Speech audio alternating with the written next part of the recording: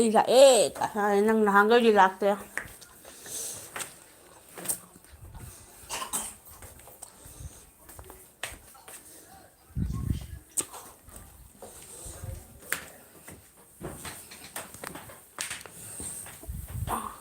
ꯂꯥꯏꯛꯇꯣ ꯄꯞ ꯇꯧꯁꯜꯂꯣ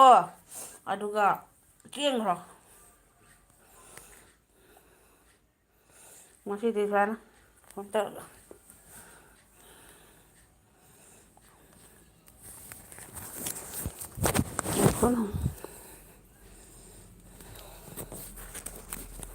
ꯃꯥꯛꯁ ꯑꯝꯇ ꯎꯞꯀꯦ ꯇꯧꯕ ꯊꯤ ꯐꯪꯗꯦ ꯎꯝ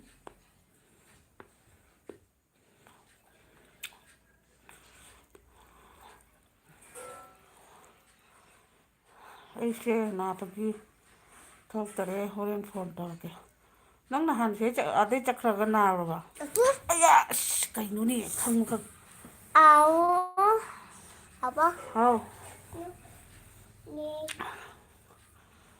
ꯒꯨꯂꯤ ꯌꯥꯝꯃꯦ ꯒꯨꯂꯤꯁꯤꯗꯤ ꯍꯧꯅꯕꯤꯅꯤ ꯍꯦꯟꯒꯠꯂꯛꯈꯤꯅꯤ ꯑꯩꯕꯨ ꯁꯤ ꯇꯥꯔꯦ ꯉꯁꯤ ꯁꯛꯁꯨ ꯎꯠꯁꯜꯂꯨꯕꯒ ꯀꯔꯤꯒ ꯕꯤꯅꯣꯏ ꯚꯥꯏ ꯑꯗꯨꯝ ꯅꯥꯔꯦ ꯑꯩꯈꯣꯏꯁꯨ ꯂꯣꯏ ꯅꯥꯔꯦ ꯑꯩ ꯈꯛꯇꯅꯤꯀꯣ ꯅꯥꯒꯦ ꯇꯧꯔꯒ ꯌꯥꯝ ꯀꯟꯅ ꯅꯥꯔꯛꯇ꯭ꯔꯤꯁꯦ ꯑꯉꯥꯡꯁꯨ ꯑꯩꯈꯣꯏ ꯆꯦꯁꯨ ꯑꯗꯩꯗꯤ ꯑꯩꯈꯣꯏ ꯏꯅꯥꯎꯄꯤꯒꯤ ꯃꯆꯥ ꯂꯣꯏ ꯑꯔꯨꯝ ꯍꯧꯗꯅ ꯐꯔ ꯐꯔ ꯍꯩꯅꯔꯨꯔꯦ ꯑꯗꯨꯅ ꯀꯩꯒꯨꯝꯕ ꯑꯃ ꯆꯠꯄ ꯉꯝꯃꯛꯇ꯭ꯔꯦ ꯀꯩꯅꯣꯗ ꯀꯩꯀꯩ ꯆꯠꯀꯦ ꯈꯜꯂꯛꯄꯅꯦꯕ ꯔꯤꯂꯤꯐ ꯀꯦꯝ ꯀꯩꯀꯥꯒ ꯀꯔꯤꯝ ꯆꯠꯄ ꯉꯝꯃꯛꯇ꯭ꯔꯦ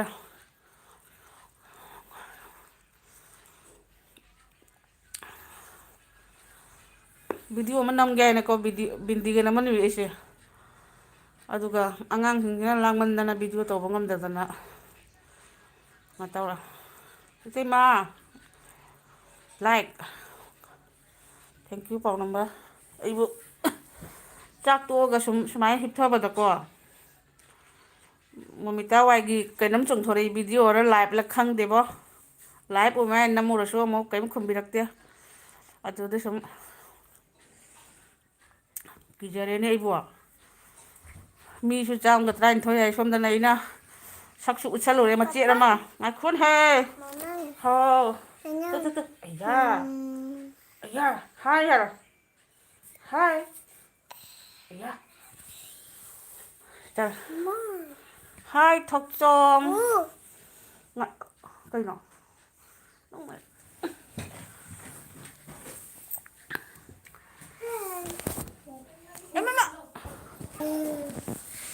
ꯀꯩꯅꯣ ꯇꯧꯔꯤꯁꯤꯕꯣ ꯁꯤꯒꯕꯨ ꯀꯔꯤꯅꯣꯕ ꯚꯤꯗꯤꯑꯣ ꯅꯝꯕ ꯉꯝꯒꯗ꯭ꯔꯣ ꯑꯁꯤꯒꯤ ꯐꯤꯕꯝꯁꯤꯅ ꯑꯩ ꯀꯔꯤ ꯚꯤꯗꯤꯑꯣ ꯅꯝꯗꯣꯏꯅꯣꯕ ꯑꯩꯒꯤ ꯚꯤꯗꯤꯑꯣꯗꯨꯗꯤ ꯌꯥꯝꯅ ꯂꯨꯕ ꯃꯤꯒꯤ ꯑꯦꯛꯖꯥꯝ ꯊꯥꯕꯒ ꯃꯥꯟꯅꯔꯤꯕ ꯑꯂꯨꯕ ꯁꯕꯖꯦꯛꯇꯨꯕꯨ ꯁꯨꯃꯥꯏꯅ ꯇꯧ ꯌꯥꯕ꯭ꯔꯥꯕ ꯑꯗꯨꯅ ꯅꯝꯖꯗꯅ ꯇꯣꯛꯑꯦ ꯑꯗꯣ ꯕꯤꯟꯗꯤꯒ ꯅꯝꯈꯠꯂꯣꯏ ꯑꯩꯌꯥ ꯉꯥꯏꯈꯣꯅꯦ ꯁꯤꯔꯦꯗꯅ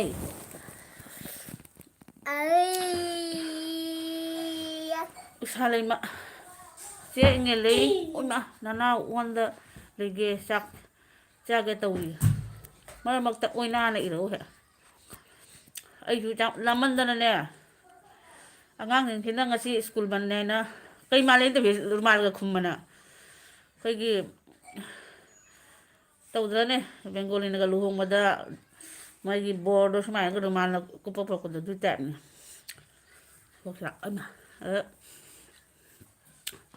ꯐꯣꯟ ꯇꯧꯔꯤꯕ ꯀꯔꯤꯒꯤ ꯃꯆꯤꯟ ꯈꯨꯝ ꯏꯀꯥꯏꯖꯩꯍꯦ ꯀꯩꯅꯣ ꯇꯧꯕꯁꯦ ꯂꯥꯏꯐꯁꯦ ꯀꯩꯅꯣ ꯇꯧꯋꯤꯅꯦ ꯀꯅꯥꯏ ꯀꯔꯤ ꯐꯠꯇ ꯍꯧꯗꯤ ꯁꯝꯕ꯭ꯔꯨ ꯀꯔꯤ ꯀꯔꯥ ꯂꯣꯏ ꯆꯣꯡꯊꯣꯔꯛꯀꯗ꯭ꯔꯥ ꯍꯥꯏꯅ ꯎꯁꯥ ꯏꯇꯥꯎ ꯍꯥꯏꯌꯦ ꯋꯦꯜꯀꯝ ꯁꯤꯁ ꯎꯁꯥ ꯄꯥꯎꯅꯝꯕꯅ ꯑꯩꯈꯣꯏꯗꯤ ꯎꯁꯥ ꯂꯩꯃꯅ ꯁꯤꯁ ꯏꯇꯥꯎ ꯕꯤꯅꯣꯠ ꯍꯣꯏ ꯄꯥꯎꯅꯕꯅꯕ ꯁꯤꯁ ꯎꯁꯥ ꯃꯆꯤꯟ ꯄꯣꯝꯂꯤꯌꯦ ꯗꯗꯥꯅ ꯐꯨꯕꯩ ꯉꯔꯥꯡ ꯃꯣꯏ ꯁꯥꯊꯤꯅ ꯐꯨꯈ꯭ꯔꯦ ꯉꯔꯥꯡ ꯅꯨꯡꯊꯪ ꯑꯃ ꯁꯨꯔꯛꯏ ꯑꯗꯨꯅ ꯑꯩ ꯈꯥꯏꯅꯔꯁꯤꯔ ꯍꯥꯏꯅ ꯅꯣꯏ ꯃꯌꯥꯝꯒ ꯇꯥꯟꯅꯒꯦ ꯍꯥꯏꯅ ꯇꯧꯔꯤꯅꯤ ꯁꯨꯃꯥꯏꯅ ꯐꯨꯕꯁꯤꯕꯨ ꯌꯥꯕ꯭ꯔꯥꯕ ꯑꯩꯕꯨ ꯌꯥꯕ꯭ꯔꯥꯕ ꯁꯨꯃꯥꯏꯅ ꯍꯦꯛꯇ ꯐꯨꯕꯤ ꯃꯣꯏꯅ ꯔꯣꯍꯤꯠ ꯏꯆꯦ ꯍꯥꯏꯅ ꯀꯧꯔꯦ ꯎꯁꯥꯅ ꯑꯩ ꯆꯥꯛ ꯂꯣꯏꯁꯜꯂꯤ ꯁꯤꯜꯆꯔꯗ ꯍꯜꯂꯛꯇꯣꯏꯅꯤ ꯑꯣ ꯅꯪ ꯌꯥꯔꯤꯄꯣꯟꯗ ꯂꯩꯕ ꯑꯣ ꯑꯣ ꯁꯥꯂꯩꯃ ꯑꯦꯁ ꯑꯩ ꯅꯣꯛꯄ ꯂꯣꯏꯔꯦ ꯑꯗꯨꯅ ꯃꯁꯛ ꯎꯠꯄꯁꯤꯅ ꯐꯕ꯭ꯔꯥ ꯎꯠꯇꯕꯅ ꯐꯕ꯭ꯔꯥ ꯃꯤ ꯅꯉꯣꯟꯗ ꯇꯨ ꯇꯨ ꯍꯥꯏꯔꯤꯁꯦ ꯇꯥꯔꯕ ꯃꯌꯥꯝ ꯑꯗꯨꯅꯦꯕ ꯐꯨꯔꯤꯃꯤꯅꯦ ꯑꯩꯉꯣꯟꯗ ꯑꯩ ꯑꯁ ꯅꯪ ꯖꯥꯏꯕꯣ ꯍꯥꯏꯈꯤꯅꯤ ꯑꯦꯛꯁꯦꯁ ꯅꯪ ꯁꯥꯂꯩꯃꯅ ꯅꯣꯡꯁꯦ ꯃꯥꯂꯦꯝꯅ ꯇꯦꯁ ꯏꯃꯥ ꯑꯩꯒꯤ ꯏꯆꯥ ꯆꯥꯎꯄꯣꯛ ꯂꯥꯛꯂꯦ ꯑꯩꯒꯤ ꯏꯆꯥ ꯆꯥꯎꯄꯣꯛ ꯂꯥꯛꯑꯦ ꯊ꯭ꯔꯤ ꯂꯥꯏꯛ ꯊꯦꯡꯀ꯭ꯌꯨ ꯁꯛ ꯎꯠꯄꯒꯤ ꯀꯣꯛꯁꯦ ꯀꯣꯛ ꯐꯥꯕꯒ ꯎꯠꯄꯒꯤ ꯂꯥꯏꯛꯀꯗ ꯈꯔ ꯅꯟꯁꯟꯕꯤꯔꯛꯑꯣ ꯁꯝꯒ ꯏꯐꯥ ꯐꯥꯒꯩ ꯑꯗꯨꯝ ꯆꯣꯡꯊꯣꯔꯛꯑꯕꯅꯤ ꯑꯗꯨꯗ ꯃꯥꯂꯦꯝ ꯋꯦꯜꯀꯝ ꯎꯁꯥꯅ ꯉꯥꯏꯈꯣꯀꯣ ꯑꯩꯕꯨ ꯐꯤ ꯑꯃꯇ ꯏꯟꯒꯦ ꯍꯥꯏꯅ ꯇꯧꯕꯗꯨꯁꯨ ꯀꯗꯣꯝ ꯊꯝꯈ꯭ꯔꯕ ꯈꯪꯗꯦ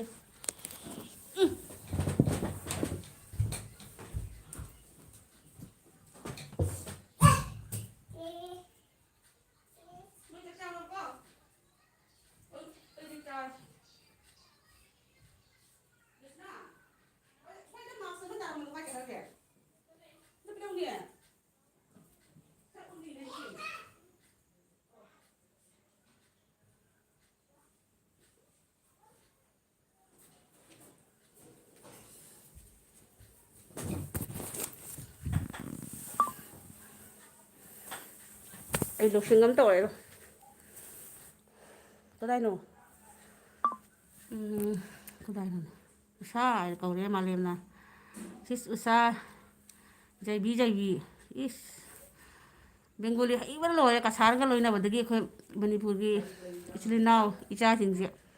ꯑꯦꯛꯁꯦꯁ ꯄꯥꯎ ꯅꯝꯕ ꯑꯣꯏꯅ ꯀꯧꯔꯛꯑꯦ ꯑꯦꯛꯁꯦꯁꯅ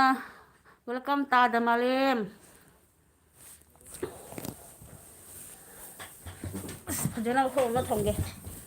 ꯀꯤꯕꯨ ꯀꯤꯖꯗ ꯃꯤꯒ ꯊꯤꯅ ꯆꯩꯕꯤꯔꯛꯇ ꯑꯣꯏꯅ ꯁꯛ ꯎꯠꯂꯦꯅ ꯃꯌꯥꯝ ꯑꯩꯁꯨ ꯅꯣꯡꯃ ꯂꯣꯛꯇꯥꯛ ꯃꯌꯥꯏꯗꯒꯤ ꯍꯤ ꯇꯣꯡꯂꯒ ꯑꯦꯜꯕꯤ ꯇꯧꯔꯛꯀꯦ ꯑꯩ ꯂꯣꯛꯇꯥꯛꯇ ꯑꯝꯇ ꯆꯠꯀꯦꯅ ꯍꯥꯏꯕꯅꯦꯕ ꯑꯗꯣ ꯍꯧꯖꯤꯛꯁꯦ ꯂꯣꯛꯇꯥꯛ ꯀꯪꯉꯤ ꯍꯥꯏꯕ꯭ꯔꯥ ꯆꯪꯍꯟꯗꯦ ꯍꯥꯏꯕ꯭ꯔꯥ ꯑꯃ ꯇꯧꯏ ꯍꯥꯏꯌꯦꯕ ꯑꯗꯩꯗꯤ ꯃꯇꯝꯅꯒ ꯁꯨꯡꯐꯪ ꯐꯪꯉꯛꯇꯕꯒ ꯑꯩ ꯀꯔꯤꯝ ꯆꯠꯂꯛꯇ꯭ꯔꯦ ꯑꯩꯅ ꯃꯅꯤꯄꯨꯔ ꯆꯠꯄꯁꯤꯗꯤ ꯀꯔꯤꯝ ꯀꯥꯟꯅꯗꯦ ꯑꯉꯥꯡ ꯅꯤꯡꯉꯥꯏꯇꯧꯕ ꯄꯝꯒꯦꯅ ꯆꯠꯄ ꯇꯥꯔꯦ ꯁꯥꯃꯨ ꯑꯃ ꯂꯥꯛꯑꯦ ꯑꯩꯒꯤ ꯏꯌꯥꯅꯨꯄꯥ ꯂꯥꯛꯑꯦ ꯂꯥꯏꯛ 5ꯀ ꯄꯨꯟꯅ ꯉꯔꯥꯡ ꯄꯥꯏꯊꯣꯛꯈꯤꯕꯗꯨ ꯉꯔꯥꯡ ꯄꯥꯏꯊꯣꯛꯈꯤꯕꯗꯨ ꯑꯃꯨꯛ ꯀꯩꯅꯣ ꯇꯧꯔꯤ ꯁꯨꯃꯥꯏꯅ ꯇꯧꯔꯤꯁꯦ ꯍꯦꯛ ꯑꯃꯨꯛ ꯄꯥꯏꯖꯔꯛꯂꯦ ꯁꯥꯃꯨ ꯃꯥꯅ ꯃꯁꯛ ꯎꯞꯂꯝꯃꯤ ꯅꯦꯅꯦ ꯒꯨꯗ ꯃꯥꯛꯁ ꯎꯞꯄꯝꯃꯤ ꯍꯥꯏꯕ ꯎꯞꯄꯝꯗꯦꯀꯣ ꯆꯦꯜꯂꯒ ꯊꯤꯔꯨꯏꯅꯤ ꯁꯤꯅ ꯐꯩꯀꯣ ꯄꯥꯎꯅꯝꯕꯅ ꯁꯛꯇ ꯎꯠꯂꯨꯅꯣ ꯏꯇꯩꯃ ꯃꯌꯥꯡ ꯀꯥꯔꯟ ꯇꯥꯕ ꯑꯗꯨꯅꯦ ꯑꯩ ꯈꯜꯂꯤꯁꯦ ꯐꯩꯔꯦꯡ ꯇꯨꯔꯦꯡꯒ ꯏꯁꯜꯂꯛꯀꯗ꯭ꯔꯥ ꯍꯥꯏꯅ ꯑꯗꯩꯗꯤ ꯃꯥꯂꯦꯝꯅ ꯁꯅꯥꯒꯤ ꯃꯒꯨꯟꯗꯤ ꯃꯩ ꯆꯪꯂꯒ ꯍꯦꯟꯅ ꯂꯥꯡꯕ ꯃꯒꯨꯟ ꯍꯦꯟꯕꯒꯨꯝ ꯑꯊꯧꯕꯁꯤꯡꯒꯤ ꯃꯒꯨꯟꯗꯤ ꯂꯥꯟꯐꯝ ꯃꯌꯥꯏꯗꯇ ꯈꯪꯕ ꯉꯝꯃꯤ ꯑꯦꯛꯁꯦꯁ ꯄꯥꯎꯅꯝꯕ ꯌꯥꯏꯐꯔꯦ ꯌꯥꯝ ꯆꯨꯝꯃꯤ ꯗꯤꯅꯦꯁ ꯁꯣꯔꯥꯏꯖꯝ ꯌꯣꯔ ꯀꯣꯜ ꯅꯝꯕꯔ ꯍꯥꯏꯔꯣ 7983314560 ꯑꯗꯩꯗꯤ ꯕꯤꯅꯣꯗ ꯑꯩꯅ ꯀꯧꯔꯛꯑꯦ ꯃꯥꯂꯦꯝꯅ ꯑꯅꯨ ꯈꯨꯡꯒꯨꯃꯌꯨꯝ ꯍꯥꯏ ꯑꯅꯨ ꯊꯦꯡꯀ꯭ꯌꯨ ꯑꯗꯨꯗꯒꯤ ꯄꯥꯎꯅꯝꯕꯅ ꯏꯇꯩꯃ ꯀꯔꯤꯁꯨ ꯇꯧꯗꯦꯗ ꯂꯣꯛꯇꯥꯛꯇ ꯑꯩ ꯉꯍꯥꯜ ꯍꯜꯂꯛꯇ ꯉꯥꯏꯔꯤ ꯍꯤ ꯇꯣꯡꯕ ꯌꯥꯏꯗ ꯑꯣ ꯌꯥꯕ꯭ꯔꯣ ꯈꯪꯗꯦ ꯑꯃꯨꯛ ꯀꯔꯝꯕ ꯃꯇꯝꯗ ꯂꯥꯛꯄ ꯉꯝꯒꯗꯕ ꯄꯩꯁꯥꯅ ꯄꯩꯁꯥ ꯇꯤꯡꯉꯤꯕ ꯒ꯭ꯌꯥꯟ ꯑꯃ ꯇꯥꯗꯦꯗ ꯑꯅꯨꯈꯨꯃꯟ 50 ꯂꯥꯏꯛ ꯗꯥꯅꯤꯁꯦ ꯏꯃꯩ ꯄꯦꯝꯃ ꯅꯪꯁꯦ 50 ꯍꯥꯏꯁꯦ ꯑꯩꯅꯅꯦ ꯆꯍꯤ ꯆꯨꯞꯄ ꯑꯃ ꯂꯥꯏꯐ ꯊꯥꯔꯁꯨ 50ꯒꯁꯦ ꯌꯧꯕ ꯌꯥꯔꯣꯏ ꯃꯥꯂꯦꯝꯅ ꯑꯦꯁꯦꯁ ꯄꯥꯎꯅꯝꯕ ꯍꯥꯏꯔꯦ ꯑꯗꯩꯗꯤ ꯄꯥꯎꯅꯝꯕꯅ ꯋꯦꯜꯀꯝ ꯁꯤꯁ ꯑꯅꯨ ꯍꯥꯏꯔꯦ ꯆꯦꯅꯦꯜ ꯑꯆꯧꯕꯒꯁꯨ ꯂꯥꯛꯄꯤꯔꯤꯌꯦ ꯏꯀꯥꯏꯖꯕꯅ ꯁꯤꯔꯦꯗ ꯑꯩꯗꯤ ꯂꯥꯏ ꯕꯤꯅꯣꯠꯅ ꯃꯥꯂꯦ ꯍꯥꯏꯔꯦ ꯑꯦꯁꯦꯁ ꯄꯥꯎꯅꯝꯕꯅ ꯋꯦꯜꯀꯝ ꯁꯤꯁ ꯑꯅꯨ ꯑꯅꯤꯁꯨꯕ ꯑꯗꯨꯅꯤ ꯑꯅꯨ ꯌꯥꯝ ꯌꯥꯝꯕꯅꯦꯕ ꯑꯅꯨ ꯑꯅꯤꯁꯨꯕ ꯍꯥꯏꯁꯦ ꯁꯤ ꯑꯁꯂꯤ ꯌꯨꯇꯨꯕꯀꯤ ꯑꯅꯨꯅꯤꯀꯣ ꯑꯗꯨꯗꯒꯤ ꯃꯪꯂꯦꯝꯖꯥꯎ ꯅꯤꯡꯊꯧꯖꯝ ꯑꯅꯨ ꯀꯩꯁꯥꯝ ꯂꯥꯛꯇꯔꯦ ꯑꯗꯨꯒꯗꯤ ꯃꯣꯏꯗꯤ ꯂꯥꯛꯄꯤꯗꯕꯅꯤ ꯅꯆꯦ ꯏꯆꯦ ꯍꯅꯨꯕꯤꯁꯤꯡꯁꯤꯒꯤ ꯂꯥꯏꯐꯇ ꯌꯥꯎꯔꯒ ꯃꯣꯏ ꯋꯥꯕꯅꯤ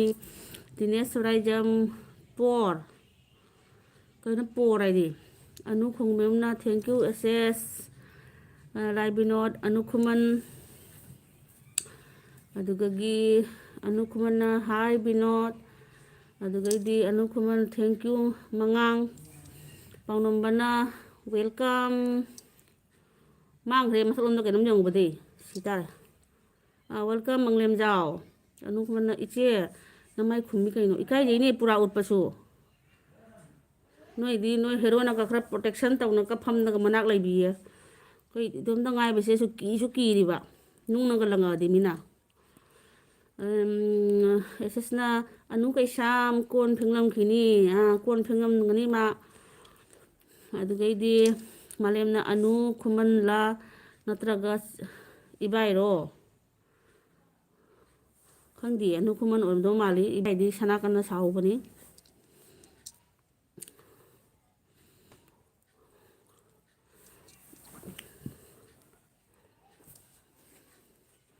ꯃꯥꯂꯦꯝꯅ ꯑꯦꯛꯁꯦꯁ ꯄꯥꯎꯔꯝꯕ ꯑꯩꯈꯣꯏꯒꯤ ꯄꯨꯟꯁꯤꯁꯤ ꯏꯃꯥꯏꯊꯛꯇ ꯍꯣꯜꯂꯤꯕ ꯄꯨꯟꯁꯤꯒꯨꯝꯕꯅꯤ ꯅꯥꯎ ꯆꯦꯠꯅ ꯄꯥꯏꯕꯤꯌꯨ ꯌꯥꯏꯐꯕꯇ ꯑꯣꯏꯍꯜꯂꯁꯤ ꯌꯥꯏꯐꯔꯦ ꯌꯥꯏꯐꯔꯦ ꯈꯨꯄꯥꯏ ꯆꯦꯠꯅ ꯅꯥꯎ ꯄꯥꯏꯕꯤꯌꯨ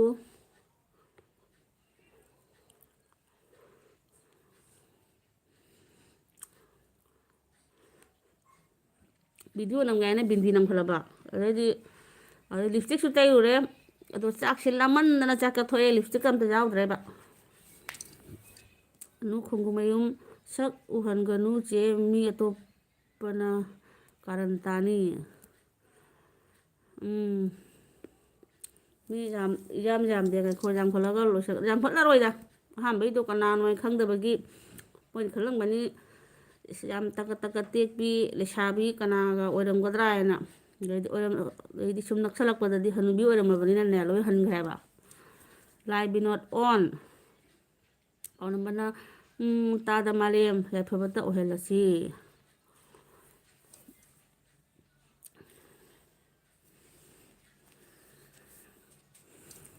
ꯑꯣꯔ ꯀꯣꯟ ꯍꯦ ꯑꯅꯨ ꯈꯣꯡꯒꯨ ꯅꯣꯛꯄꯅ ꯂꯣꯏꯔꯦ ꯇꯧꯔꯤꯁꯦ ꯑꯗꯨꯅꯦ ꯑꯩ ꯍꯥꯏꯁꯦ ꯈꯔ ꯊꯣꯠ ꯊꯣꯠ ꯂꯥꯎꯕꯤ ꯀꯩꯅꯣꯒꯗꯤ ꯑꯣꯏꯔꯗꯤ ꯈꯔ ꯀꯨꯏꯅꯒ ꯂꯩꯕꯤꯒꯗꯧꯕ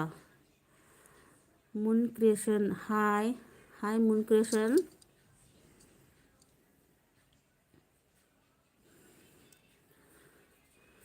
আপনি কি বেঙ্গলি এখন হে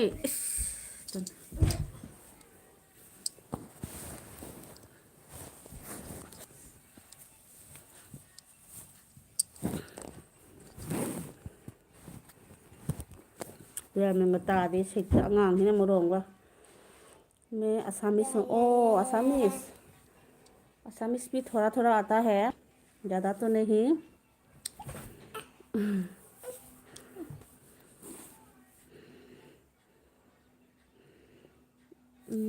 ꯃꯪꯂꯦꯝꯖꯥꯎ ꯅꯤꯡꯊꯧꯖꯝ ꯑꯅꯨ ꯀꯩꯁꯥꯝ ꯀꯣꯟ ꯐꯦꯡꯉꯝꯂꯣꯏ ꯑꯉꯥꯡ ꯆꯥꯛ ꯄꯤꯖꯕꯅꯤ ꯃꯥꯗꯤ ꯑꯁ ꯂꯣꯏ ꯈꯪꯉꯤꯍꯦ ꯀꯅꯥꯅꯣ ꯃꯇꯥꯡꯒꯤ ꯃꯥꯁꯦ ꯍꯧꯖꯤꯛ ꯀꯣꯜ ꯂꯤꯛ ꯐꯦꯡꯉꯒ ꯂꯣꯏꯁꯤꯜꯂꯝꯃꯅꯤ ꯑꯗꯩꯗꯤ ꯀꯩꯅꯣ ꯇꯧꯔꯝꯃꯅꯤ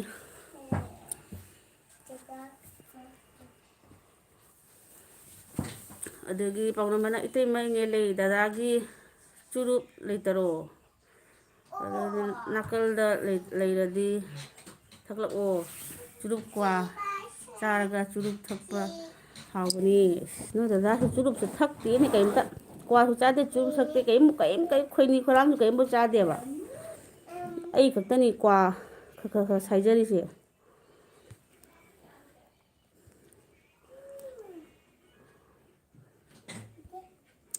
like Danji thank you Moon thank you मेरी किसी एक वीडियो में कमेंट लिख दीजिएगा, मैं श्योर सपोर्ट करूँगी आपको भी। आई बी नॉट ऑन अंजू खोंगुमयूम ऐसे ऐसे नोकपन लो है।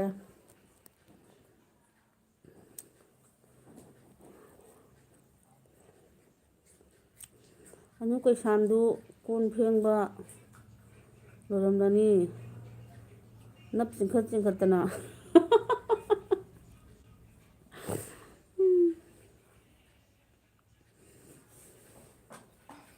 नप चिंखत चिंखतना मदुगैदी अखोइगी खरोय तौनका काय नोकपदो मागी कइनो मजाम इग्रे माना मानबा उचेक संगु संगु चक्तामिनई माना मानबा सन अनी लंबा पादुना संबोट खोय माना मसेलसु यूट्यूब सपोर्ट तौनई टेस्ट एसेस पाउनबा चुमी चुमी पाउनबना अनु वाइन कौखरे अनु अमा लाक्तसु अनुमदी लैरिये अनु अनी यारमिदो अनु खोंगोम नोकपना लोहे। ओके जी कमेंट करूँगी, थैंक यू मोन बिमोल ना हे हे चंथोरे बिमोल से माना फिनिशिंग ओय हंदोइने होरेन लास्ट फाउदा लाइव बिनोल ऑन हजू पुंग क्या तारे पुंग का खंगदे कोई से 12 साढ़े 12 पुंग 12 मखाय तार माने ऐसु लाए जगोय सा साना लाओ अमतंग नंगी तबा तबा रबा पितक तब ख्वांगदो लोइनरगने दिनतांग तांगाइना लाइ अदगैदि अनु खुमन्ना मंगांग तौरको एलबी दा लोकताक यिनी अदुनी असेंगमकी लोकताक यिनी खाली सिनेमा फिल्म अदुगु तनी उरिसे ताइबंगदा कमाय तौबनो यिनिङेबा अदुगगी इबाई मसक उला उ इचे तेस इबाई दो कयो दोइनो कई हाइदलंग तो कना रन मादे अचुम अचुम बता ngang जा तौबनेबा अनु खोंगुमयमना इचे तेखेल हायरे हाय ना मुन्ना ब्लू दीजिए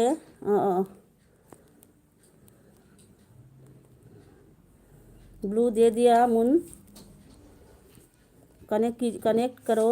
यहाँ पर सभी चैनल वालों है ओइद्रिबो देखो तो मुन मैंने मुन ब्लू दिया कि नहीं कहीं ने आगांग गसी उठोन का है ने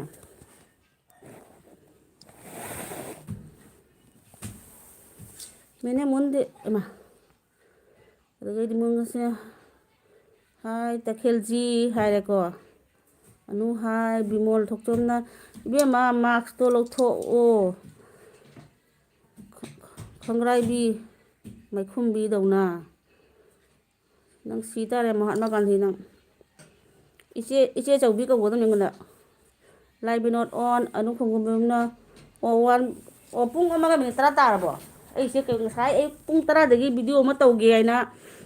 बिंदी नमना लिपस्टिक तेरा ngaइबदो दुगै कोना पुंग 12 मखाय अदवाइदो ओरमानी ने अनु खुमन नोगी बुंगी इन वीडियो कनो जारोबदो लाइव ऐ भाब सिगा सुम अदोइदि चाकसे लामन्ना मु चारबो दोइदि 12 रगा नम तारम तारे सुम खल्लगा अदोइदि अंगांग सिंगना मरोम ngasiगी जहौ थेंगबने मोय होजुवाय ngahak mamangta मोय अयुकी ब्रेकफास्ट तौग्री मोय चागा चादा सनोयना इहान चारे ख्वांग निकपा नंग्री ऐ नि उनु नंगिदि पुंग अनि मखाय चादोइनेबा मालेम फाम वखल मानबा अखोइसु सपोर्ट तौनदि सिनी होय होय तखिलना hello Moon Creation okay okay okay तखिल के साथ आप कनेक्ट है क्या पहचान है क्या भेले से तादा मालेम पाउनो मना तादा मालेम ऐदी यूट्यूबर नते ऐंगोलददी सपोर्ट तौरकेरा तौरोगेरा ऐदी करीसु खंदे अमत्ता मवा लौदे सिदोरे ऐबो मार्क्सबो खुमांग फौले जिनसे ऊपर हिनेदबने बैसे तखिलना मुन मैंने तुम्हें रिटर्न किया क्या और हम अमु हंगुरी निंगोदा पाउ नंबर ना वेलकम मून हाय है मस मार्क्स पिलो कइगिनो ꯎꯞꯇ꯭ꯔꯗꯤ ꯏꯕꯦꯝꯃ ꯀ꯭ꯋꯥꯍꯤ ꯇꯥꯕ ꯎꯠꯊꯣꯛꯈ꯭ꯔꯅꯦꯅ ꯈꯪꯉꯕꯣ ꯑꯗꯨꯒꯩꯗꯤ ꯃꯥꯛꯁ ꯎꯞꯄꯤꯗꯣ ꯀꯩꯒꯤꯅꯣ ꯄꯥꯎꯅꯝꯕꯅ ꯋꯦꯜꯀꯝ ꯏꯇꯩꯃ ꯇꯈꯦꯜ ꯃꯥꯂꯦꯝꯅ ꯑꯦꯁ ꯄꯥꯎꯅꯝꯕ ꯑꯩꯁꯨ ꯌꯨꯇꯨꯕꯔ ꯅꯠꯇꯦ ꯑꯅꯨ ꯈꯣꯡꯉꯣꯏ ꯑꯣꯟ ꯕꯤꯅꯣꯠ ꯑꯣꯟ ꯑꯦꯁ ꯄꯥꯎꯅꯝꯕꯅ ꯋꯦꯜꯀꯝ ꯕꯤꯅꯣꯠ ꯇꯈꯦꯜꯅ ꯕꯤꯃꯣꯜꯁꯦ ꯔꯣꯍꯤꯠꯀꯤ ꯐ꯭ꯔꯦꯟꯅꯤ ꯍꯥꯏ ꯇꯦꯁ ꯃꯁꯤ ꯀꯅꯥꯅꯣ ꯐꯣꯟ ꯇꯧꯅ ꯍꯪ ꯇꯥꯔꯦ ꯍꯪꯉꯨ ꯐꯣꯟ ꯅꯝꯕꯔ ꯂꯧꯗꯕꯤꯗ ꯐꯣꯟ ꯇꯧꯁꯜꯂꯨ ꯑꯗꯩꯗꯤ ꯃꯨꯟ ꯇꯈꯦꯜꯖꯤ देख लीजिए एक बार मालेमना good night sweet dream all friends ꯍꯥꯏꯗꯤ ꯄꯥꯎꯅꯝꯕꯅ ꯇꯥꯗ ꯃꯥꯂꯦꯝ ꯑꯗꯨꯕꯨ ꯅꯪ ꯁꯣꯏ ꯑꯩꯒꯨꯝꯕ ꯑꯣꯏꯔꯦ ꯇꯈꯦꯜꯅ ꯑꯣꯀꯦ ꯃꯨꯟ ꯂꯦꯠꯁ ꯆꯦꯛ ꯄꯥꯎꯅꯝꯕꯅ ꯃꯥꯛꯁ ꯎꯞꯂꯤꯁꯤ ꯏꯇꯩꯃ ꯀ꯭ꯋꯥ ꯆꯥꯕꯒꯤ ꯃꯌꯥ ꯔꯦꯠ ꯃꯆꯨ ꯑꯣꯏꯔꯦ ꯑꯣꯏꯁꯨ ꯑꯣꯏꯔꯤ ꯃꯤ ꯈꯔꯁꯨ ꯏꯀꯥꯏꯕꯨꯝ ꯇꯧꯔꯤꯕ ꯑꯩꯁꯦ ꯁꯛ ꯎꯠꯄꯗꯣ ꯈꯪꯕ꯭ꯔꯥ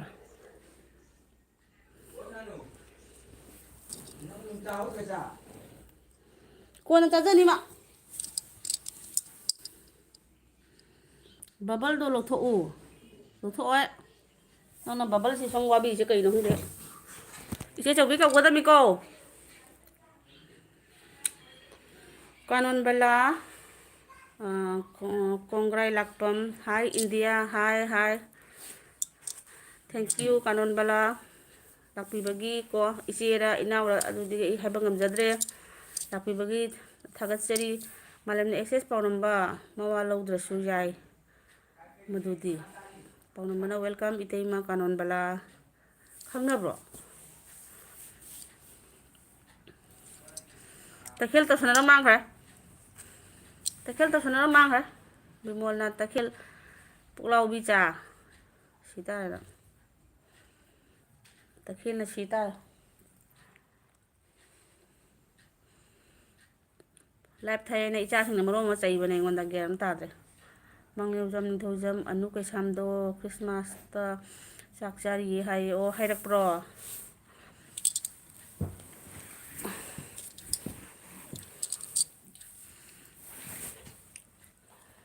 बिमोलना तखेल पुलावी nga हायबा ओ कानून बलाना अगी ब्लू पिरा ओ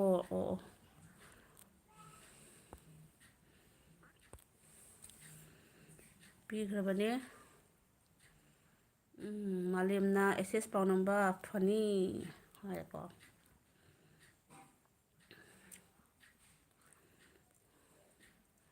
मालेम मणिपुरदा लाब्रो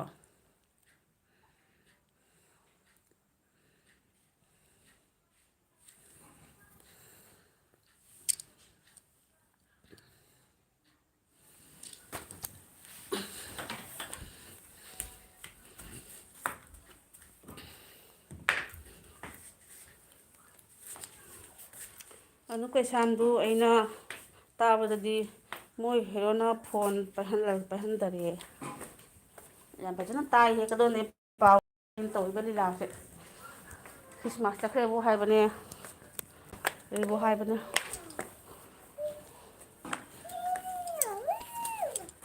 लाकनो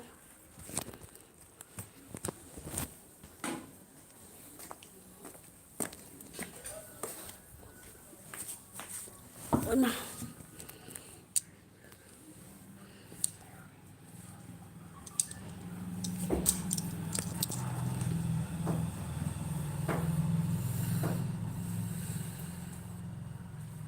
लेसाबी लौनिंगे तादा मालेम बिनोद सिदा मुक कानूनबला बिनोद सिदा मुक अदुगगी पाउनम्बना लेसाबी लौनिंगे तादा नंग लौगिबदु हाना लौरुबदुसु लेसाबी ओरमिनिदना पाउनम्बा मालेमना बिमोलना कदाइदा चटलिनो चट्टेदा मांगोंदा अमुक फमरिनी नातोन से उच्चनिंद्रे मालेम मित लौथोरे लाइ बिनोद ऑन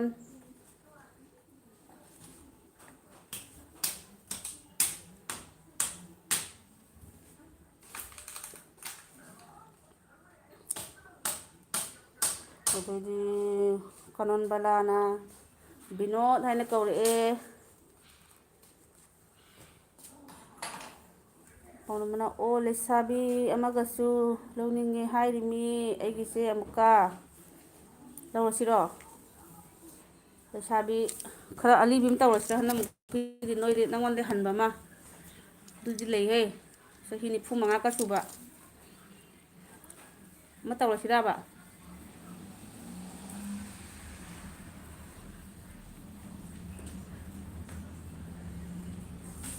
ꯂꯥꯏ ꯕꯤꯅꯣꯠ ꯆꯦ ꯀꯥꯅꯟꯕꯂꯥ ꯍꯥꯏꯅ ꯀꯧꯔꯛꯑꯦ ꯂꯥꯏ ꯕꯤꯅꯣꯠꯅ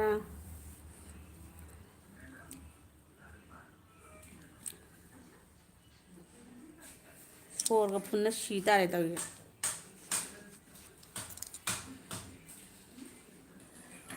ꯅꯪ ꯃꯥꯛꯁꯇꯣ ꯂꯧꯊꯣꯛꯑꯣ ꯍꯥꯏꯕꯅꯦ ꯁꯤꯅ ꯁꯤ ꯇꯥꯈ꯭ꯔꯦꯅꯦ ꯃꯍꯥꯠꯃ ꯒꯥꯟꯙꯤꯁꯦ ꯉꯥꯎꯈ꯭ꯔꯦꯅꯦ ꯒꯥꯟꯙꯤꯖꯤ ꯒꯥꯟꯙꯤꯖꯤ ꯅꯃꯁꯇꯦ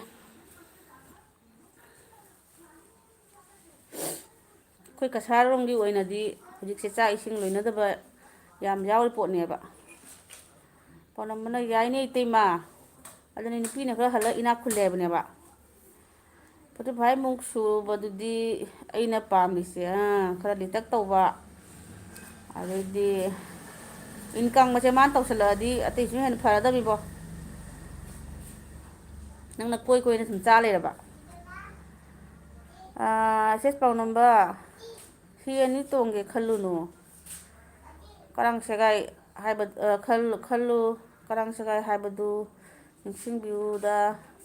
ꯇꯥ ꯃꯦꯔꯥꯒꯤ ꯂꯤꯂꯥ ꯇꯥꯕꯤꯌꯨ ꯍꯥꯏꯗꯣ ꯍꯧꯖꯤꯛꯀꯥꯟꯗꯤ ꯁꯦꯒꯥꯏꯔꯔꯣꯏꯗ ꯃꯤ ꯀꯩꯅꯣꯇꯁꯨ ꯆꯤꯞ ꯃꯤꯅꯤꯁꯇꯔ ꯕꯤꯔꯦꯟꯇꯁꯨ 2 ꯑꯍꯨꯝ ꯊꯝꯃꯦ ꯍꯥꯏꯗꯥꯏꯅꯦ ꯅꯨꯄꯤ 2 ꯑꯍꯨꯝ ꯊꯝꯕꯒꯤ ꯅꯠꯇ꯭ꯔꯣ ꯃꯤ ꯆꯤꯞ ꯃꯤꯅꯤꯁꯇꯔꯒ ꯑꯣꯏ ꯐꯪꯉꯤꯗꯣ ꯏꯇꯩꯃ ꯕ꯭ꯂꯨ ꯄꯤꯔꯛꯑꯣ ꯑꯩꯒꯤꯁꯨ ꯅꯠꯇ꯭ꯔꯗꯤ ꯑꯩ ꯃꯤꯅ ꯍꯥꯏꯠ ꯇꯧꯔꯛꯂꯅꯤ ꯑꯣ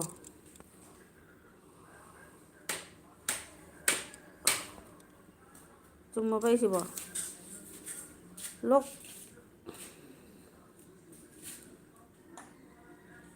ꯊꯨꯡꯂꯤꯔꯣ ꯃꯥꯛꯁ ꯎꯞꯄꯤꯗꯣ ꯊꯨꯡꯗꯦꯍꯦ ꯊꯨꯡꯗꯦ ꯇꯈꯦꯜ ꯕꯤꯃꯣꯜꯁꯤꯅ ꯅꯪꯉꯣꯟꯗ ꯃꯌꯥꯝ ꯉꯥꯡꯈ꯭ꯔꯃꯤ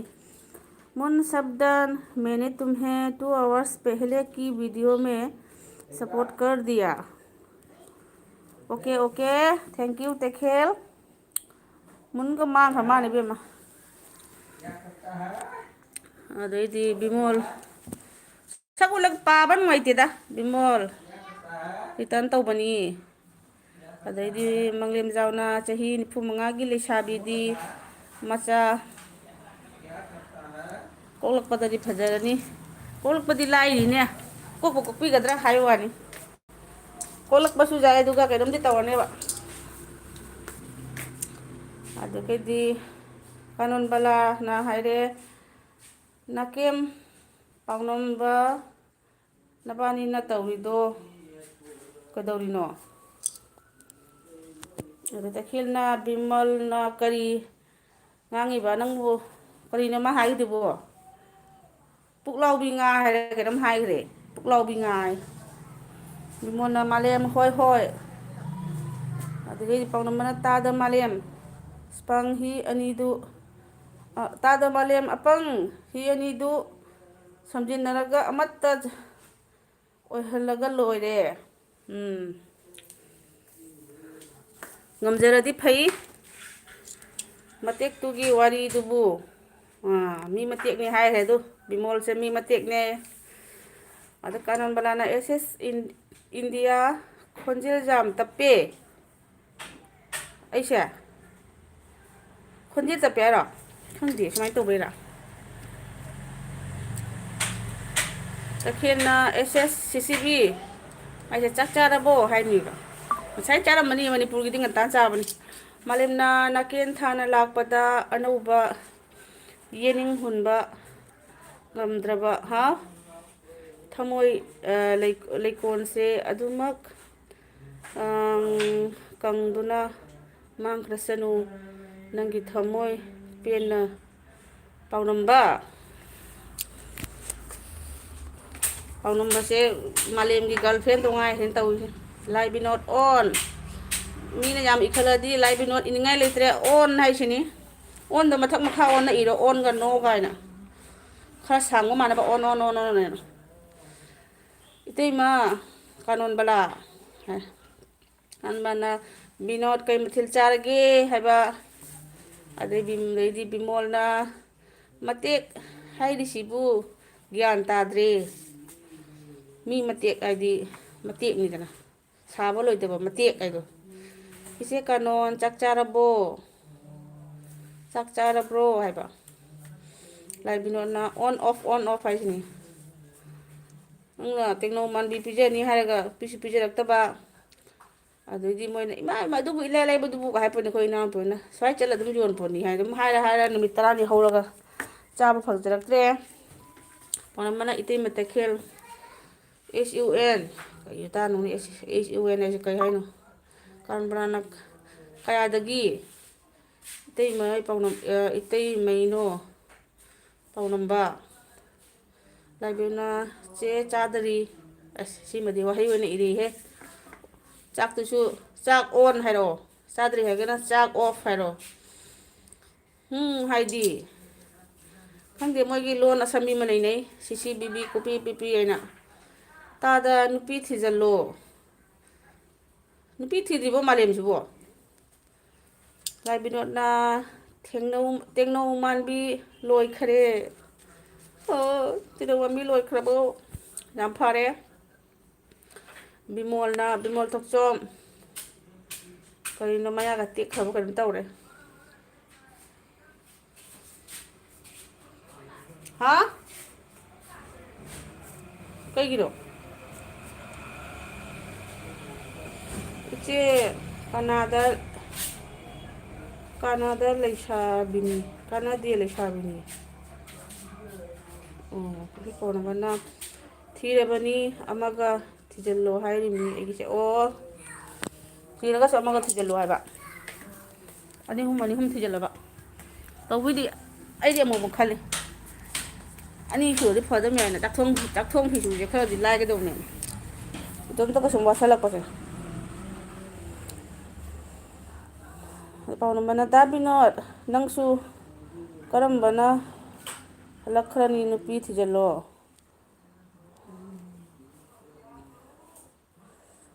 नुपीगा थीबे वा लेते माइसे हिंगोन समन सुदना सुम लई कनाइदमक सुबदिनो खंगदे पाउनम्बा नोकपन लोहे लाई बिनोदना कानोन बला लेसाबिनी हाइबा कानोन बला से लेसाबिरो स्वाइदा फम्बस इलंग लंगना पाबा नुंगाइति नैबिरो ताददो थिबिरो ताददो मरमना वाचिंगी उलेना यैबदा अनौबा येनिंग हुनबा ngamdraba thamoi leikolse nangi thamoi nungdagi chutharakpa sengba ningi iriktabu ngaijariye paunamana ai yadre lai binod nokpana lohe haigumna binod matamse haugi tare na थेंगदगनो होजिकानगी चही 12 सुरदी नुपी थीदगी नुपी हाना चेंसलकनी अदो नना कमाई तौना रुजामना ग्यान तारिनबा तौबदी नुपी थीबा इसे पंगदी नुंगाइबा थबक नते अदैदि बिमोलना कई हाइबा नंगी मिंग करी कौबनो लिसिंग अमरक हाइदना लोहे मिंगा अतै हाइररोय तखेलना ओइमा असेंबरो अखोइना इचेगा कौइदुगा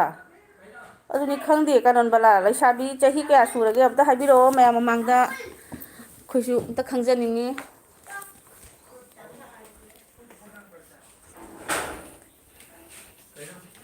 दाबिनोद तेमा ओहेलसी कानोन बलासी सितारे कानोन बलाना हाना जाबा ताइदना सुमाय अमम्बदा फम्मगन ख पाबा नुंगाइदो मा अदैदि बिमोलना हाइदे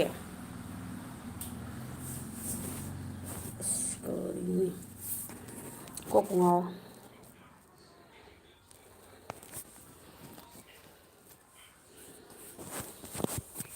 मीगा लोई मांगरे मी मांगरे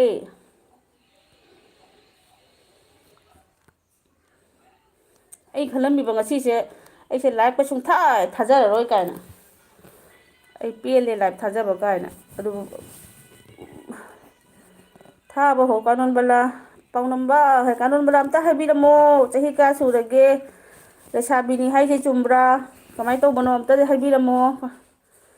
ꯄꯥꯎꯅꯝꯕꯅ ꯒꯔꯜ ꯐ꯭ꯔꯦꯟ ꯑꯣꯏꯁꯜꯂꯣꯗ ꯕꯤꯅꯣꯠ ꯇꯥ ꯕꯤꯅꯣꯠ ꯑꯩ ꯆꯠꯂꯦ ꯅꯣꯏꯅ ꯅꯣꯛꯄ ꯋꯥꯔꯤ ꯇꯧꯅꯖꯍꯧ ꯅꯣꯏ ꯅꯣꯛꯄ ꯋꯥꯔꯤ ꯇꯧꯖꯍꯧꯔꯣ ꯏꯁ ꯍꯥꯏꯉꯩ ꯍꯥꯏꯖꯤꯜꯂꯝꯃꯒ ꯂꯩꯀꯣ ꯂꯩꯌꯨ ꯄꯥꯎꯅꯝꯕꯅ ꯏꯇꯩꯃ ꯀꯥꯅꯣꯟꯕꯂꯥ ꯑꯩ ꯆꯠꯂꯦ ꯁꯤ ꯇꯥꯔꯦ ꯑꯁꯦꯡꯕꯒꯤ ꯀꯥꯅꯣꯟꯕꯂꯥꯁꯦ ꯂꯩꯁꯥꯕꯤꯔꯣ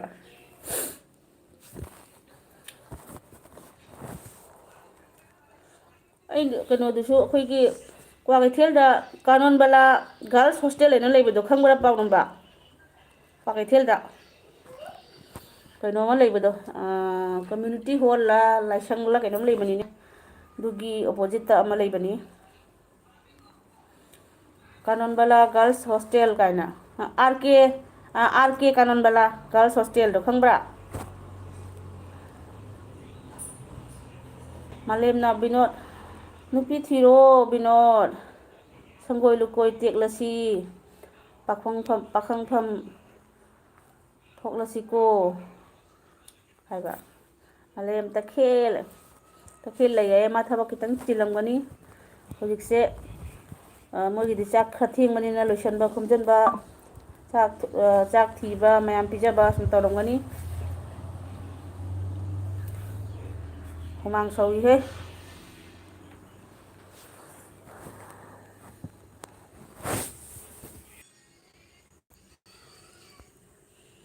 ꯑꯩꯅ ꯉꯔꯥꯡ ꯅꯨꯡꯗꯥꯡ ꯀꯩꯅꯣ ꯇꯧꯕ ꯁꯤꯔꯤꯌꯦꯜꯒꯨꯝꯕ ꯌꯦꯡꯉꯦ ꯁꯣꯔꯠ ꯚꯤꯗꯤꯑꯣ ꯀꯩꯀꯩꯅꯣ ꯁꯨꯝ ꯌꯦꯡꯕꯁꯤꯗ 50% ꯂꯨꯕꯅꯦꯕ ꯑꯗꯣ ꯍꯧꯖꯤꯛ 90% ꯍꯥꯏꯔꯛꯑꯦ ꯃꯥꯂꯦꯝ ꯑꯩ ꯆꯥꯛ ꯊꯦꯡꯈ꯭ꯔꯦ ꯂꯣꯏꯁꯤꯟꯈꯤꯒꯦꯀꯣ ꯑꯣꯟꯅꯤ ꯍꯥꯏꯕ ꯀꯥꯅꯣꯟꯕꯂꯥꯅ ꯇꯨꯅꯤꯀꯣ ꯇꯞꯅ ꯆꯠꯂꯨꯀꯣ ꯄꯥꯎꯅꯝꯕ ꯃꯪꯂꯦꯝꯖꯥꯎ ꯅꯤꯡꯊꯧꯖꯝꯅ ꯅꯦꯠ ꯅꯨꯡꯉꯥꯏꯇꯦ ꯉꯁꯤꯗꯤ ꯑꯗꯨꯅꯤ ꯑꯩꯒꯤꯁꯦ 90% ꯂꯣꯏꯔꯨꯕꯒꯤ ꯑꯩꯈꯣꯏꯒꯤ ꯁꯥꯏꯟ ꯂꯥꯛꯄꯗꯣ ꯑꯗꯨ ꯇꯧꯔꯨꯔꯦ ꯑꯗꯩꯗꯤ ꯅꯦꯠ ꯅꯨꯡꯉꯥꯏꯇꯦ ꯉꯁꯤꯗꯤ ꯍꯥꯏꯕ ꯉꯔꯥꯡ ꯅꯨꯡꯗꯥꯡꯗꯤ ꯅꯣꯡꯁꯨ ꯆꯨꯊꯔꯛꯑꯝꯃꯦ ꯑꯩꯅ ꯉꯁꯤ ꯚꯤꯗꯤꯑꯣ ꯑꯃ ꯇꯧꯒꯦ ꯍꯥꯏꯅ ꯑꯩ ꯊꯧꯔꯥꯡ ꯇꯧꯔꯝꯕꯅꯤ ꯑꯁꯦꯡꯕ ꯃꯔꯨ ꯍꯥꯏꯕꯁꯤ ꯀꯅꯥꯕꯨ ꯀꯧꯒꯗꯒꯦ ꯀꯔꯝꯕ ꯃꯤꯑꯣꯏꯕꯨ ꯀꯧꯒꯗꯒꯦ ꯀꯔꯝꯅ ꯈꯪꯒꯗꯒꯦ ꯍꯥꯏꯕ ꯑꯁꯤꯒꯤ ꯚꯤꯗꯤꯑꯣ ꯑꯁꯤꯅꯤ ꯑꯩꯅ ꯇꯧꯒꯦꯅ ꯇꯧꯔꯝꯕꯗꯣ ꯀꯁꯥ ꯅꯟꯗꯤ ꯕ꯭ꯂꯣꯛ ꯆꯦꯇꯦꯁ ꯍꯥꯏꯅ ꯈꯨꯕꯥꯛ ꯍꯥꯏꯔꯦ ꯂꯥꯛꯑꯦ ꯆꯥꯛ ꯆꯥꯔꯕꯣ ꯅꯟꯗꯤ ꯚꯠ ꯈꯩꯁꯨꯅꯦ ꯀꯤ ꯇꯈꯦꯜ ꯆꯥꯛ ꯂꯣꯏꯗ꯭ꯔꯤ ꯍꯥꯏꯅ ꯃꯈꯨꯠ ꯉꯥꯏꯍꯥꯛ ꯂꯩꯔ ꯆꯣꯡꯊꯣꯔꯛꯄꯅꯤ ꯃꯥ ꯀꯥꯅꯟꯕꯂꯥ ꯈꯣꯡꯒ꯭ꯔꯥꯏ ꯂꯥꯛꯄꯝ 44 ꯏꯌꯥꯔ 44 ꯁꯨꯔꯦ ꯍꯥꯏꯌꯦ ꯑꯣ ꯂꯩꯁꯥꯕꯤꯔ ꯃꯧꯔꯥ ꯍꯥꯏꯕ ꯀꯁꯥꯅꯟꯗꯤꯅ ꯆꯥꯔꯦ ꯅꯣꯏꯗꯤ ꯑꯩꯁꯨ ꯆꯥꯔꯦ ꯑꯗꯩꯗꯤ ꯑꯇꯩ ꯂꯩꯁꯤꯗꯤ ꯃꯅꯤꯄꯨꯔꯒꯤꯅꯤꯅ ꯉꯁꯥꯏ ꯑꯌꯨꯛꯅ ꯆꯥꯔꯝꯃꯅꯤ ꯑꯇꯩ ꯀꯅꯥ ꯂꯩꯔꯤꯒꯦ ꯑꯇꯩ ꯀꯅꯥ ꯂꯩꯕꯤꯔꯤ ꯀꯣꯃꯦꯟꯒ ꯂꯩꯇ꯭ꯔꯦ ꯀꯁꯥ ꯅꯟꯗꯤꯅ ꯖꯒꯣꯏꯒ ꯁꯥꯖꯤꯜꯂꯛꯑꯦ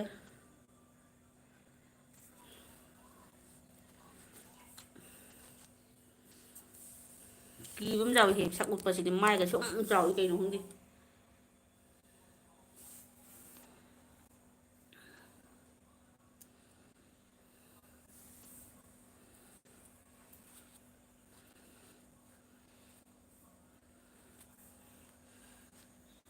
ꯇꯈꯦꯜ ꯑꯣꯟ ꯍꯥꯏꯅ ꯏꯔꯧꯅꯦ ꯑꯝꯇ ꯑꯣ ꯊꯣꯛꯂꯛꯑꯦ ꯀꯥꯅꯣꯟ ꯑꯗꯨꯗꯤ ꯏꯆꯦ ꯀꯧꯔꯔꯣꯏ ꯃꯤꯡ ꯑꯣꯏꯅ ꯀꯧꯅꯔꯁꯤ ꯂꯦꯡꯒꯥ ꯑꯣꯏꯔꯦꯀꯣ ꯍꯥꯏꯕ ꯑꯣ ꯑꯗꯣ ꯑꯩꯁꯨ ꯚꯥꯞꯇ ꯈꯜꯂꯤꯗ ꯑꯩꯈꯣꯏ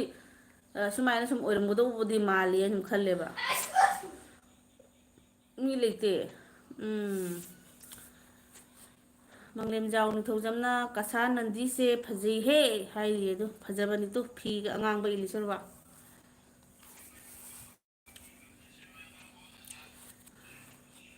ꯆꯦꯠꯇꯦ ꯑꯁ ꯃꯆꯤꯟ ꯀꯔꯤꯒꯤ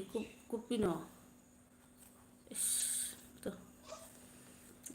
ꯁꯛꯀꯁꯦ ꯄꯨꯔꯥ ꯎꯠꯊꯣꯛꯄꯁꯦ ꯀꯤꯖꯔꯕ ꯈꯪꯕ꯭ꯔꯣ ꯌꯥꯝ ꯅꯛꯑꯗꯤꯅꯦ ꯀꯩꯀꯩ ꯆꯣꯡꯊꯣꯔꯛꯇꯅ ꯇꯣꯛꯀꯅꯦꯕ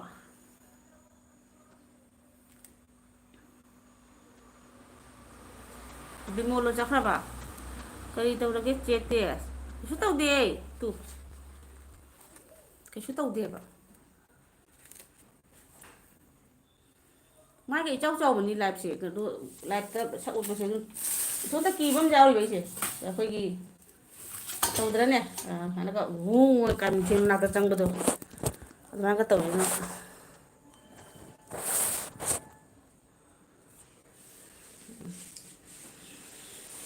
ꯑꯁꯂꯥꯃꯥꯂꯩꯀꯨꯝ ꯑꯗꯩꯗꯤ ꯃꯥꯅꯦ ꯂꯩꯁꯥꯕꯤꯅꯦ ꯑꯩ ꯀꯣꯡꯕꯗꯒꯤꯅꯤ ꯑꯩꯈꯣꯏ ꯕꯤꯅꯣꯠꯀ ꯀꯅꯥ ꯍꯜꯂꯕ ꯈꯪꯗꯦ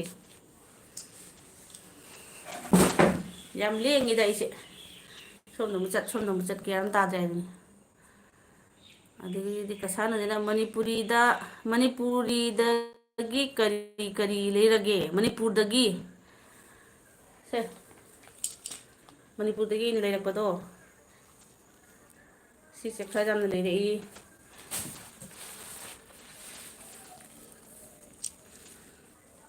ꯃꯣꯏꯗꯨꯒꯗꯤ ꯍꯣꯡꯕꯅ ꯑꯗꯨꯗꯒꯤ ꯁꯤ ꯀꯩꯅꯣ ꯌꯦꯡꯉꯨ ꯀꯥꯅꯣꯟ ꯕꯔꯥꯗꯤ ꯈꯪꯉꯝꯅꯤ ꯆꯥ ꯍꯋꯥꯏ ꯍꯥꯏꯕ꯭ꯔꯥ ꯀꯩꯅꯣ ꯀꯔꯤꯅꯣ ꯐꯖꯅ ꯎꯗꯦ ꯁꯦ ꯑꯍꯥꯟꯕꯩꯁꯦ ꯎꯍꯧꯗ꯭ꯔꯕꯣ ꯁꯦ ꯑꯗꯨꯗꯒꯤ ꯌꯦꯅꯝꯅꯤꯅꯦꯍꯦ ꯑꯗꯨꯗꯒꯤ ꯁꯤꯅꯁꯦ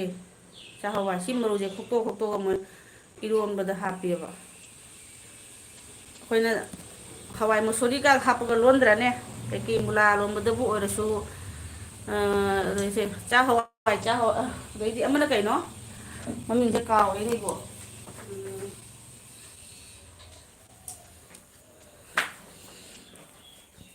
ꯁꯦ ꯁꯤꯅ ꯍꯋꯥꯏ ꯃꯨꯕꯤ ꯏꯔꯣꯟꯕ ꯆꯥꯅꯕꯒꯤ ꯑꯗꯩ ꯎ ꯃꯣꯔꯣꯛ ꯈꯤꯇꯪꯒ ꯂꯩꯔꯛꯏ ꯑꯇꯩꯗꯤ ꯑꯇꯩ ꯎꯠꯂꯛꯀꯦ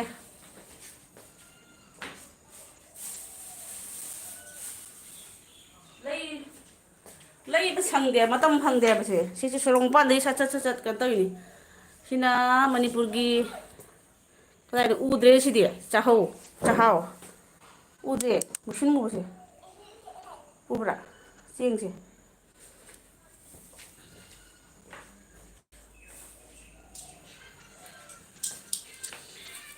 ꯑꯗꯨꯇꯅꯤ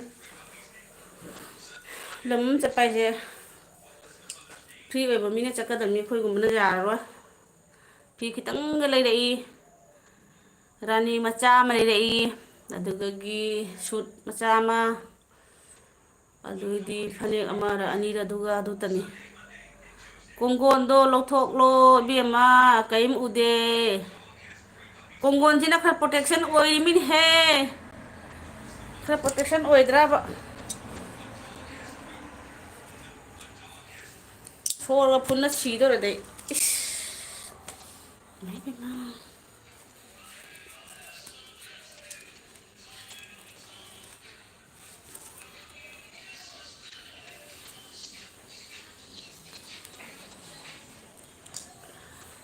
ꯑꯗꯨꯗꯤ ꯀꯣꯡꯒꯣꯟꯗꯣ ꯀꯗꯥꯏꯅꯣ ꯁꯤꯁꯨ ꯃꯆꯨ ꯑꯣꯟꯈ꯭ꯔꯦ ꯁꯤꯁꯨ ꯐꯔ ꯑꯗꯨꯝ ꯐꯩꯌꯦ ꯐꯅ ꯑꯗꯨꯝ ꯐꯩ ꯁꯤꯁꯨ ꯚꯨꯠꯇꯤ ꯈꯔ ꯃꯥꯜꯂꯦ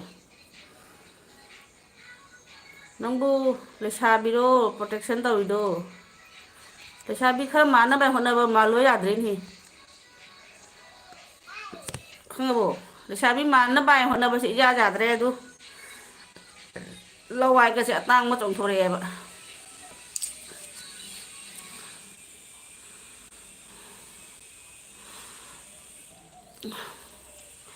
ꯆꯍꯤꯒꯁꯦ ꯈꯔ ꯂꯤꯛꯄ ꯃꯥꯟꯒꯗ꯭ꯔꯥ ꯍꯥꯏꯅ ꯁꯨꯝ ꯍꯣꯠꯅꯔꯤꯅꯦꯕ ꯑꯩꯁꯦ ꯃꯥꯜꯂꯣ ꯌꯥꯗ꯭ꯔꯦꯕ ꯐꯅ ꯀꯟꯅ ꯍꯣꯠꯅꯔꯁꯨ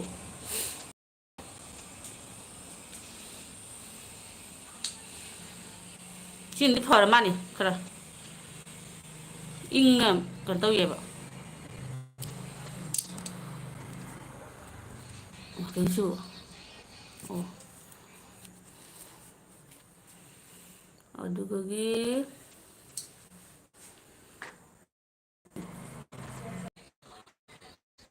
ꯑꯩꯗꯤ ꯃꯤꯒꯤ ꯊꯥꯕ ꯃꯇꯝꯗ ꯂꯩꯔꯝꯈ꯭ꯔꯦꯅꯦ ꯇꯧꯔꯅꯤ ꯑꯍꯤꯡꯒꯤ ꯄꯨꯡ ꯑꯅꯤꯗꯒ ꯊꯥꯔꯅꯤꯀꯣ ꯀꯅꯥꯝ ꯊꯥꯔꯝꯗꯕ ꯐꯔꯦ ꯑꯗꯩꯗꯤ ꯕꯤꯃꯣꯜꯁꯨ ꯀꯗꯟꯗꯣꯅ ꯑꯃꯨꯛ ꯅꯨꯡꯉꯥꯏꯍꯖꯔꯦ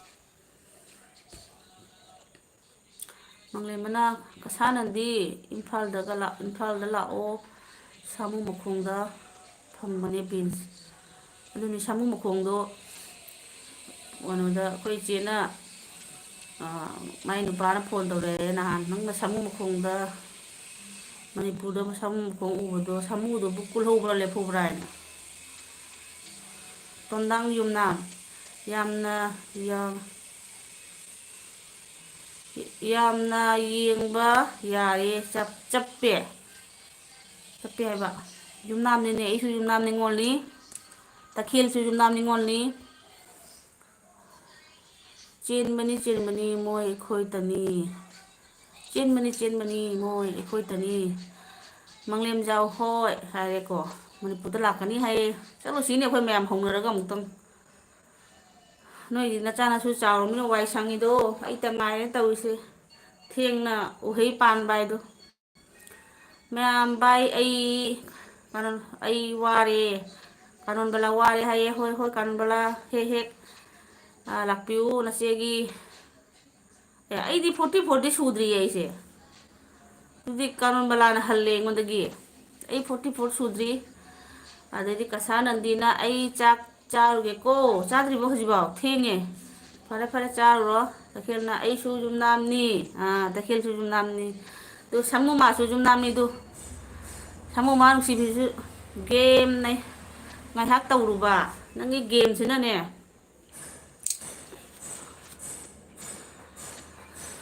ꯁꯥꯃꯨ ꯃꯥꯒꯤ ꯒꯦꯝꯁꯤꯗꯤ ꯀꯩ ꯍꯥꯏꯔꯅꯤ ꯑꯩꯒꯤ ꯏꯌꯥ ꯅꯨꯄꯥꯁꯦ ꯏꯇꯥ ꯀꯥꯅꯣꯟ ꯑꯩꯉꯣꯟꯗꯁꯨ ꯂꯥꯛꯄꯤꯌꯨ ꯀꯥꯅꯣꯟꯗꯣ ꯆꯠꯈ꯭ꯔꯕ ꯈꯪꯗꯦ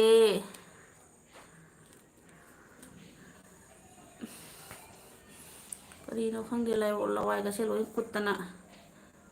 ꯑꯗꯨꯗꯒꯤ ꯁꯥꯃꯨ ꯃꯥꯅ ꯑꯩ ꯌꯨꯝꯗ ꯅꯠꯇꯦ ꯍꯥꯏꯔꯣ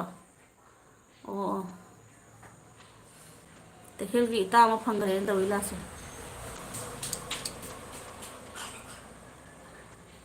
ꯍꯣꯏ ꯁꯅꯥꯅꯨ ꯆꯥꯛ ꯆꯥꯈ꯭ꯔꯕꯣ ꯆꯥꯗ꯭ꯔꯤꯕꯣ ꯂꯣꯏꯔꯦꯗꯅ ꯆꯥꯛ ꯆꯥꯎ ꯍꯥꯏꯔꯗꯤ ꯃꯣꯏꯗ ꯗꯨꯁꯃꯅꯤ ꯇꯧꯕꯒ ꯆꯞ ꯃꯥꯟꯅꯩ ꯌꯨꯝꯅꯥꯝ ꯅꯠꯇꯦ ꯍꯥꯏꯕ ꯑꯣ ꯑꯩ ꯌꯨꯝꯅꯥꯝ ꯅꯠꯇꯦ ꯍꯥꯏꯕ ꯍꯣꯏ ꯍꯣꯏ ꯍꯣꯏ ꯁꯥꯃꯨ ꯃꯥꯗꯤ ꯌꯨꯝꯅꯥꯝ ꯅꯠꯇꯦ ꯀꯩꯅꯣꯅꯤ ꯊꯣꯏꯕ ꯑꯗꯩ ꯂꯥꯁꯇ ꯀꯩ ꯅꯞꯄꯤ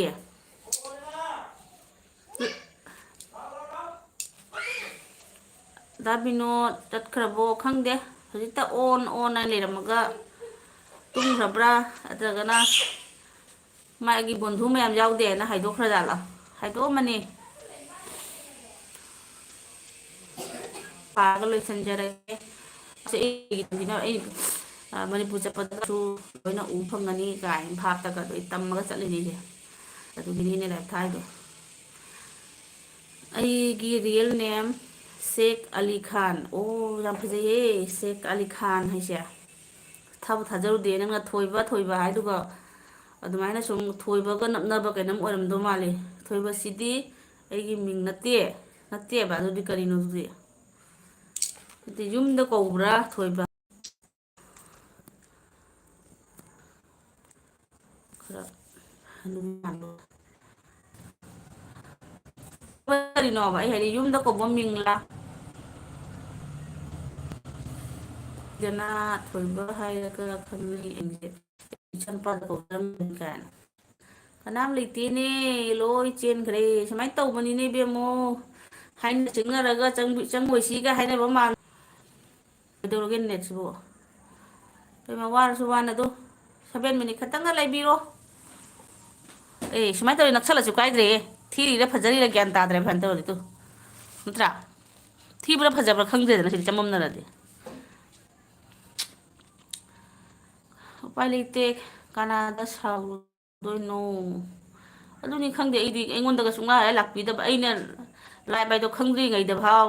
ꯀꯅꯥꯝ ꯈꯪꯗꯕ ꯃꯤꯗꯐꯥꯎ ꯄꯪꯖꯥꯎꯗ ꯌꯥꯎꯕꯤꯔꯝꯃꯦꯕ ꯑꯩꯗꯤ ꯑꯩꯒꯤ ꯅꯦꯠ ꯌꯥꯗꯔꯦ ꯃꯪꯂꯦꯝꯖꯥꯎꯅ ꯅꯦꯠ ꯌꯥꯗꯔꯦ ꯍꯥꯏꯔ ꯌꯥꯅꯤ ꯌꯥꯅꯤ ꯌꯥꯅꯤ ꯂꯣꯏꯗꯣꯔꯦ ꯂꯣꯏꯗꯧꯔꯦ ꯇꯈꯦꯜꯅ ꯂꯩꯅ ꯂꯩꯔꯦꯅꯦ ꯀꯥꯏ ꯂꯩꯅꯣꯅꯦ ꯅꯪꯁꯤꯅ ꯖꯥꯠ ꯖꯥꯠ ꯉꯥꯡꯈꯠꯂꯛꯄꯁꯤꯅꯅꯦ ꯎꯔꯨ ꯎꯔꯨ ꯎꯪꯂꯒ ꯂꯩꯔꯦ ꯀꯥꯏꯗꯩ ꯎꯔꯨ ꯎꯔꯨ ꯂꯩꯅꯣꯅꯦ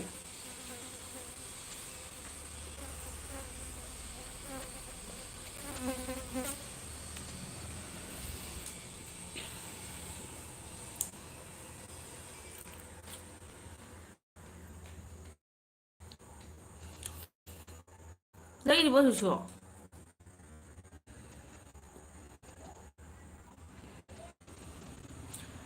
ꯑꯃꯨꯛ ꯑꯃꯨꯛ ꯎꯔꯨ ꯎꯔꯨ ꯎꯪꯂꯒ ꯂꯩ ꯑꯃꯨꯛꯁꯨ ꯌꯥꯏ ꯈꯪꯗ꯭ꯔꯦꯗ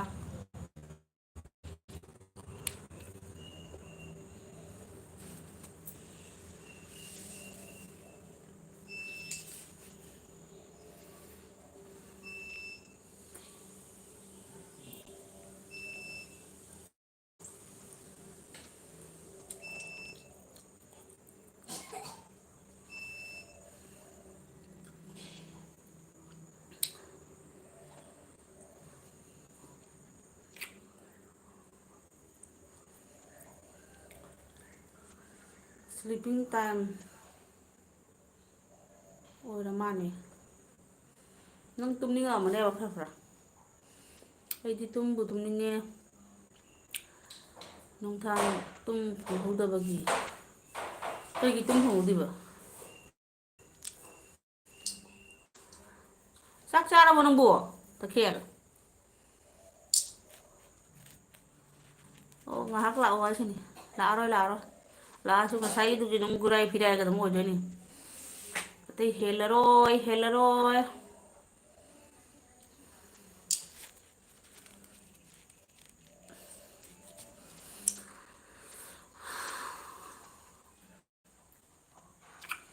ꯑꯩ ꯂꯩ ꯅꯣꯏ ꯑꯅꯤꯃ ꯂꯩꯔꯦ ꯑꯃꯅ ꯀꯅꯥꯅꯣ ꯈꯪꯗꯦ ꯂꯥꯏ ꯍꯔꯥꯎꯕ ꯆꯠꯂꯨꯏ ꯍꯥꯏꯅ ꯑꯗꯨꯕꯨ ꯍꯥꯏꯕ ꯄꯨꯡ ꯀꯌꯥ ꯍꯜꯂꯛꯀꯦꯗꯣ ꯅꯪꯅ ꯄꯨꯡ 11 ꯀꯌꯥꯗꯅꯣ ꯅꯪꯅ ꯑꯩ ꯍꯧꯖꯤꯛꯇ ꯍꯜꯂꯛꯏꯅ ꯇꯧꯔꯝꯕꯗꯣ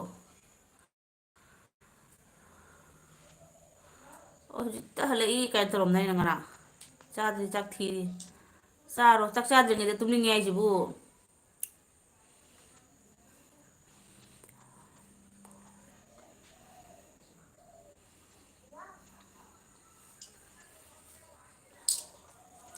ꯄꯨꯡ 1 ꯍꯦꯜꯂꯦ ꯏꯃꯥ ꯍꯣꯏꯗ ꯅꯪ ꯉꯔꯥꯡ ꯍꯧꯖꯤꯛꯇ ꯍꯜꯂꯛꯏ ꯍꯥꯏꯗꯨꯕꯨ ꯀꯩꯅꯣ ꯅꯠꯇ꯭ꯔꯅ ꯄꯨꯡ 10 ꯑꯗꯨꯋꯥꯏꯗ ꯅꯠꯇ꯭ꯔꯣ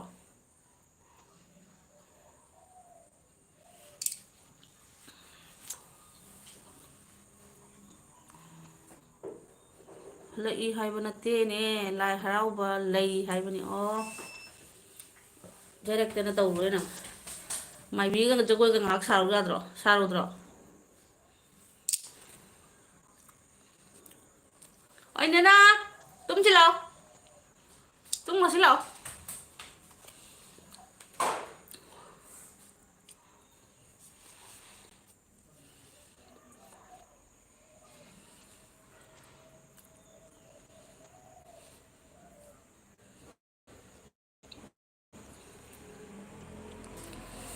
ꯖꯤꯔꯣ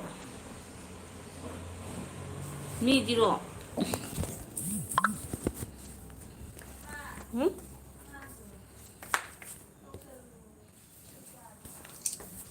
ꯑꯣ ꯂꯥꯎ ꯅꯅꯥ ꯂꯥꯎ ꯅꯪ ꯀꯧꯁꯜꯂꯛꯑꯣ ꯌꯥꯔꯣꯏ ꯑꯩꯅ ꯍꯥꯏꯕ ꯌꯥꯗꯦ ꯂꯥꯛꯑꯣ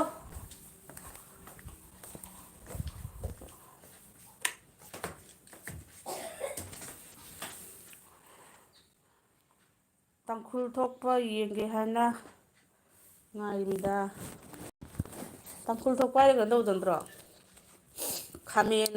ꯂꯐꯨ ꯀꯥꯏꯅ ꯇꯧꯕꯗꯣ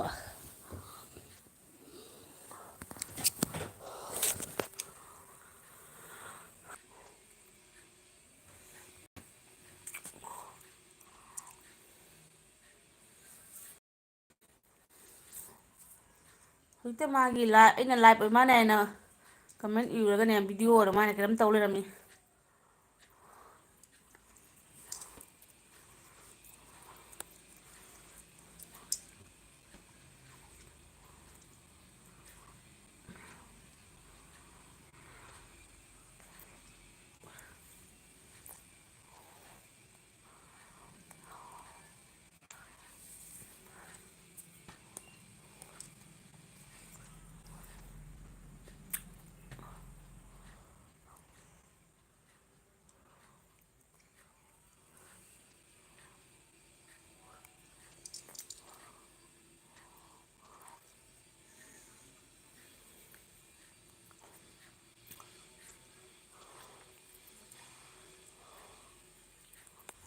ꯀꯩ ꯌꯦꯟꯖꯥꯡꯅꯣ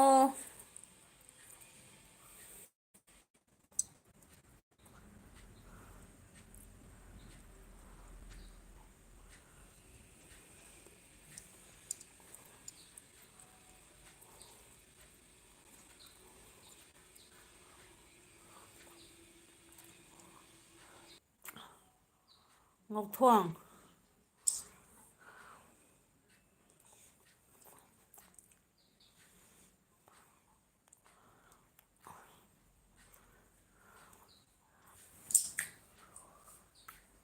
ꯀꯩꯁꯅꯥ ꯍꯤꯟꯖꯥꯡꯗꯣ ꯀꯥꯏ ꯊꯅꯝꯃꯦ ꯍꯥ ꯀꯨꯞꯁꯜꯂꯨ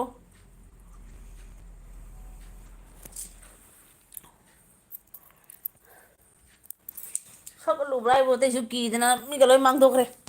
ꯈꯔ ꯐꯒꯗ꯭ꯔꯅ ꯇꯧꯔꯨꯕꯁꯦ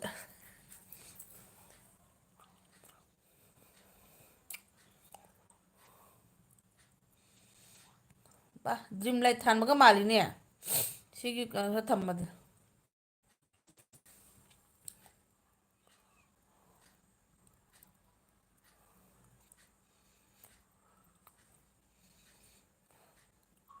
ꯄꯥꯎ ꯅꯝꯕꯔꯁꯨ ꯃꯥꯡꯈ꯭ꯔꯦ ꯕꯤꯅꯣꯠꯇ ꯅꯨꯄꯤ ꯑꯃ ꯊꯤꯌꯨ ꯍꯥꯏꯔꯝꯃꯒ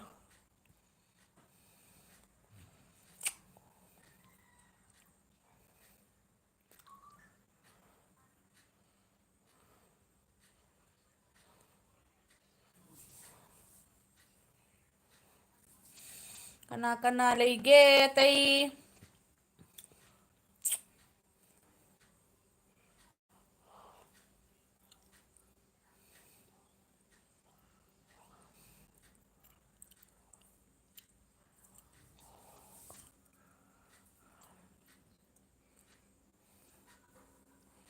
ꯆꯥꯔꯨꯔꯒꯦ ꯀꯗꯥꯏ ꯆꯠꯂ ꯆꯥꯎꯗꯣꯏꯅꯣ ꯑꯥꯗ ꯀꯩꯅꯣꯗꯔꯣ ꯔꯥꯖꯙꯥꯅꯤ ꯀꯩꯅꯣꯗ ꯔꯥꯖꯋꯥꯔꯤꯗ ꯄꯨꯔ ꯆꯥꯎꯗꯣꯏꯔꯣ ꯌꯥꯝ ꯊꯥꯞꯄꯩ ꯇꯥꯏꯞꯇ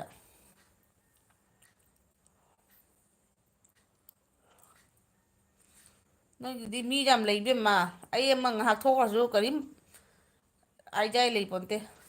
ꯑꯩꯒꯤꯗꯤ ꯅꯥꯏ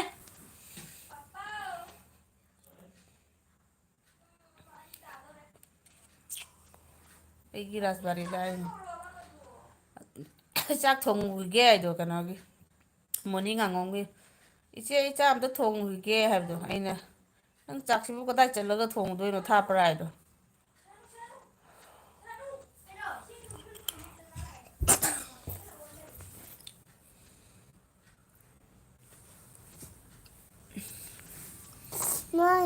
ꯍꯥꯎ ꯅꯪ ꯑꯃ ꯀꯩꯒꯤ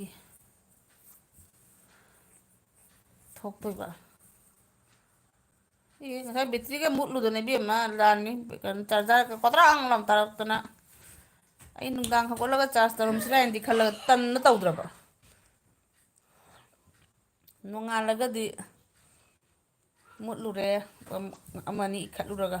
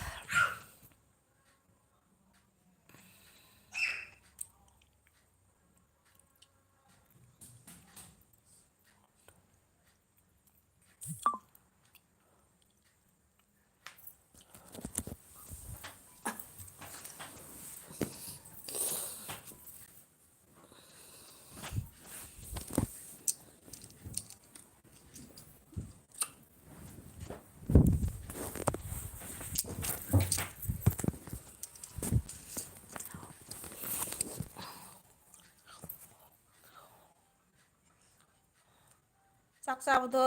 ꯔꯤꯁꯀꯥ ꯑꯃ ꯇꯣꯡꯉ ꯆꯠꯂꯨꯅꯦ ꯊꯥꯞꯄꯗꯤ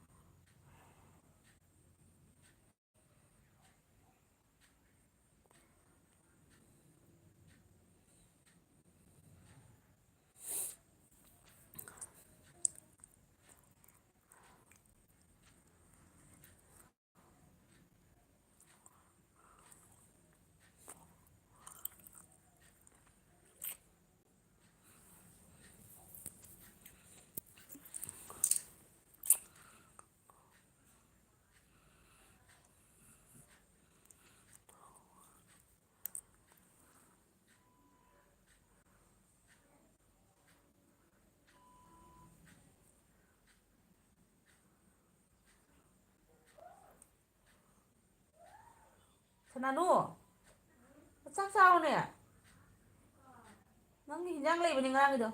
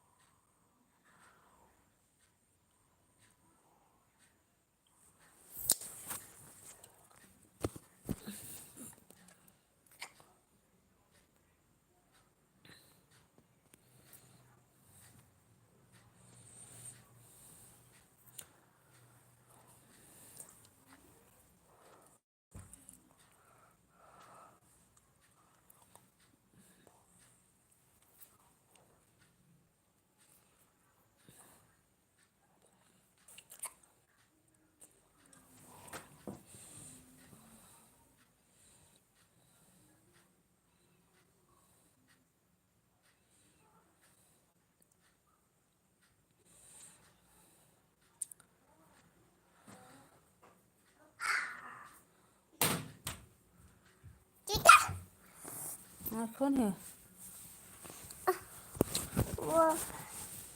ꯇꯨꯝꯗꯣꯏꯕ ꯅꯪ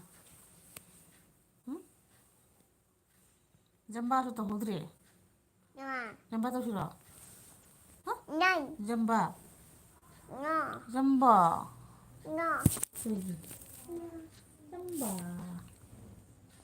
Hidak pijadrine, Desna? Ito bro, ano mo pulo? Hidak chadore, hidak chadore. Chadore. Hidak chadore.